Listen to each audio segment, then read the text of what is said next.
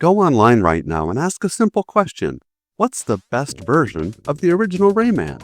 You'll get a war.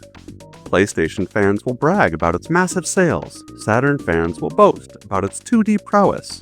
But then, a small, fiercely dedicated group will appear from the shadows, whispering one name, the Atari Jaguar. They talk about its more saturated colors, its gameplay, its purity. Are they just nostalgic fanboys clinging to a failed console? Or do they have a legitimate case for this underdog version being the definitive way to play this classic? We're not just going to review it, we're going to dive deep into why this version is so fascinating, how it stacks up against its more famous siblings on the PlayStation and Saturn, and settle the debate once and for all. Was the Jaguar version of Rayman actually the best? Join me and find out in this Retro Gaming Boss exploration of the phenomenal Rayman on the Atari Jaguar. Do you still remember the hype? I was there, flipping through the glossy pages of gaming magazines in 1993 when I saw the first cartoonish screenshots for a new game called Rayman. It was like nothing I'd ever seen before. The characters looked like they'd jumped straight out of a Disney animated film. The backgrounds were lush and alive, and it all promised a 2D platforming revolution. But this game had a crazy development story full of changes and delays along the way. It was initially destined for the Super Nintendo CD-ROM add-on, that mythical piece of hardware that never was. And when that project crumbled, it needed a new home, a powerful next-generation console that could actually bring these visions to life. And against all odds, it found one in the most unlikely of places, the Atari Jaguar. Now, let's be real. When you think of the Atari Jaguar, you don't typically think of beautiful, genre-defining platformers. You think of low-res polygons with the texture of a cheese grater. You think of that controller that looks like a loaf of bread. But for a brief shining moment in 1995, the Jaguar had a killer app. A genuine, no questions asked, system-selling masterpiece. This is the story of how Rayman didn't just come to the Jaguar, but how it defied every expectation and became one of the most beloved games on the system, known more for its potential than for its library. But before we dive into it, I'd like to invite you to subscribe to my YouTube channel, which is always here for a quick retro gaming break whenever you need it. I appreciate your support, since it's the only way that YouTube will highlight my videos. As we get into the comparison between the console versions, first, we have to set the stage. The year is 1995. The PlayStation is about to drop in North America and change everything. The Sega Saturn is already here, flexing its 2D muscle. And in the corner is the Atari Jaguar, screaming into the void that it's 64-bit. The problem was, it had very few games that actually backed up that claim. Then along comes Rayman. Developed by a then unknown French studio called Ubisoft, under the visionary Michel Ancel, this was the game that was supposed to be the Jaguar's savior, its killer app. And you know what? For a while, it really was. It was heavily advertised as a system exclusive, a reason to buy this weird, underpowered or overpowered console. Look, the Jaguar's specs are a conversation for another day. The point is, Rayman was a big deal for the Jaguar. But the story of how it got here is even more fascinating. This wasn't just a quick port.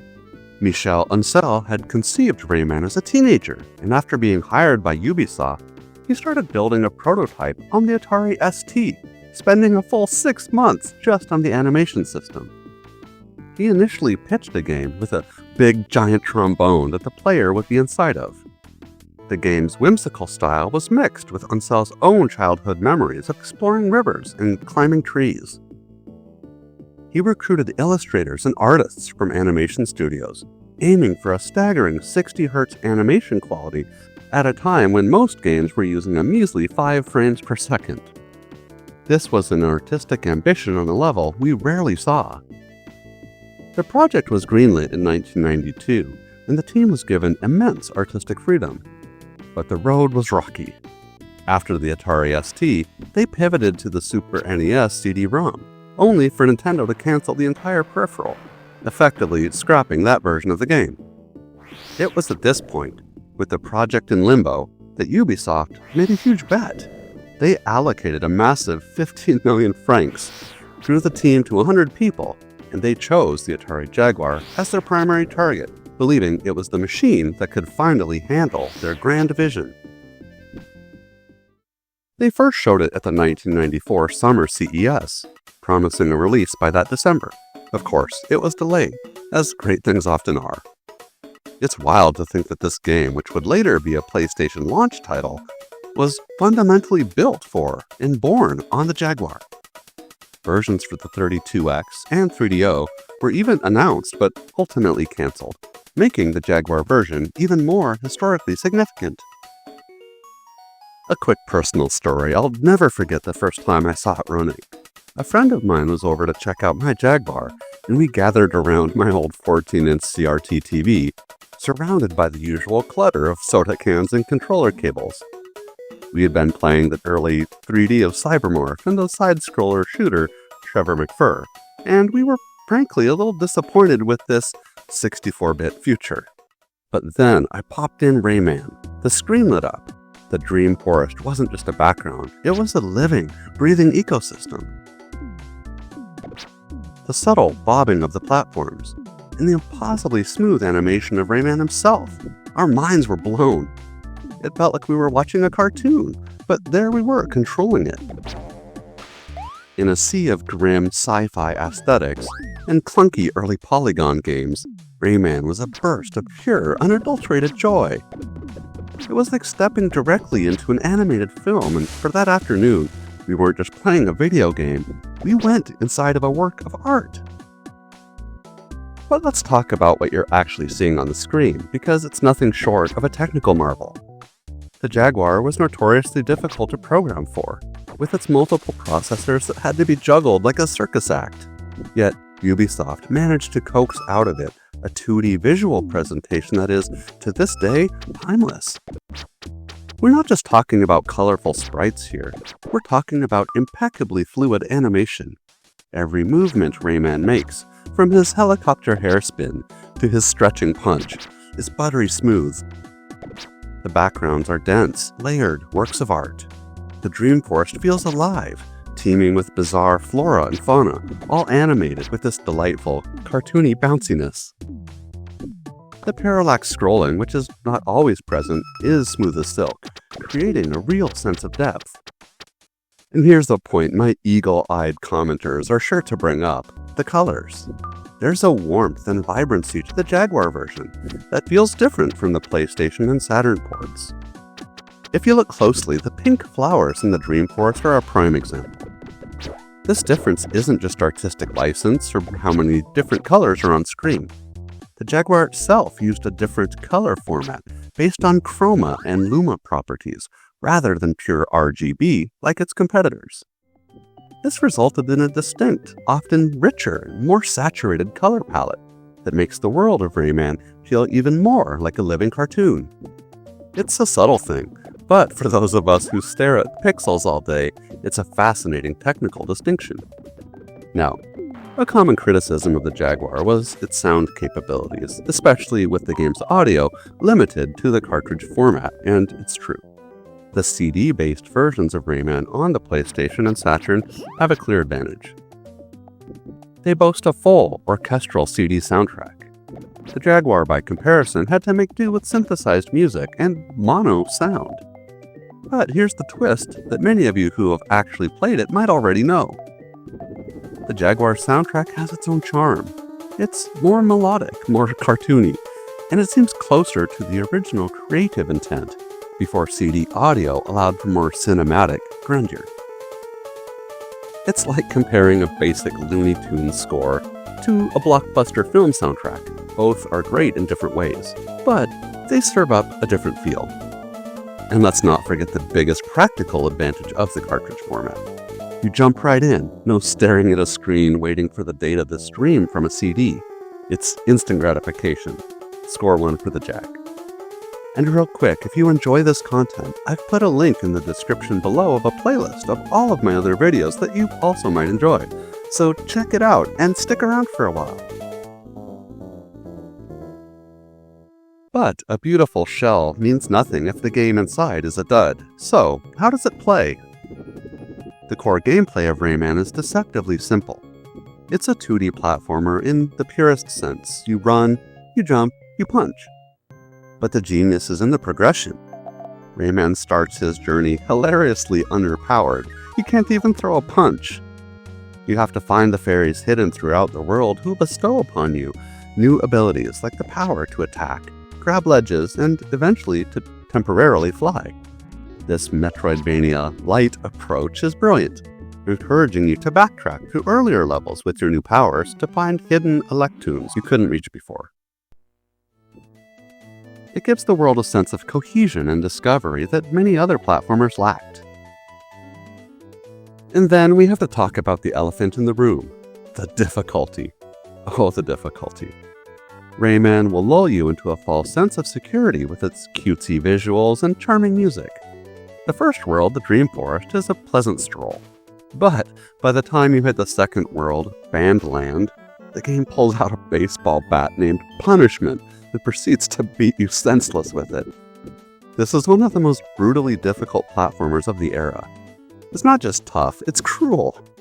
It's filled with insta-death bottomless pits, precision platforming over beds of spikes, and sequences that demand pixel-perfect timing. And I'll be honest with you, despite playing this game on and off over the decades, I've only seen the ending the legitimate way a couple of times. It just somehow breaks me down every single time. And this is where one of the most fascinating comparisons come in. Among the hardcore community, there's a very passionate argument that the Jaguar version is actually the easiest of the three. Now, easier is a relative term here. We're still talking about a game that eats controllers for breakfast, but there's some truth to it. Many commenters have pointed out that the Jaguar version lacks some of the momentum-based speed increases found in the later versions. The overall gameplay does feel a tad slower, a bit more deliberate, which in a game that requires this level of precision can be a godsend. When you're trying to make a jump between two tiny platforms over a bottomless pit, a fraction of a second more reaction time can be the difference between success and rage quitting. So let's get into the nitty-gritty of the port comparison, because this is the meat of the debate. The PlayStation version is the one that most people remember. It has the CD audio, the full motion video intro, and it's sold like crazy. The Saturn version is a fantastic port as well, often considered to be the best of the CD versions, with some exclusive transitional scenes. But the Jaguar version holds its own in ways that are often overlooked. Beyond the color and gameplay differences, the Jaguar cartridge included a full, complete minigame, a breakout clone, that was missing from the other consoles and required a cheat code to access in the PC version. And if you remember the drama during service interruptions with online gaming services, and I'm looking at you, PlayStation Network, on the Jaguar you're playing it on a cartridge that will almost never stop working. And even back in the day, it was a relief popping that cartridge in the Jaguar, knowing there was no laser to fail or disc to scratch. There's a kind of beautiful permanence to it. Another memory is from a local electronics store that I used to stop at almost each day on the way home from my classes at university.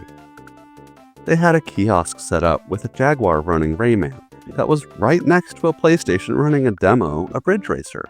Of course, everyone was crowded around the PlayStation, oohing and awing at the impressive polygons. But I stood solo at the Jaguar kiosk, utterly transfixed. I remember controlling Rayman in Bandland, with its giant trumpets and living musical notes, and just being blown away by its sheer creativity. And yeah, while the PlayStation was showing me the future of racing games, the Jaguar was showing me what it was like to enter a living painting. That experience felt special, like I was in on a secret that the crowd around the flashy new console was completely missing. And in that moment, it wasn't about bits or blast processing, it was about a feeling of magic.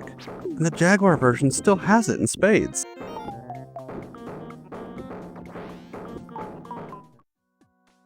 So, where does that leave us? The PlayStation version had the sales and mainstream recognition. The Saturn version had Sega's 2D prowess behind it.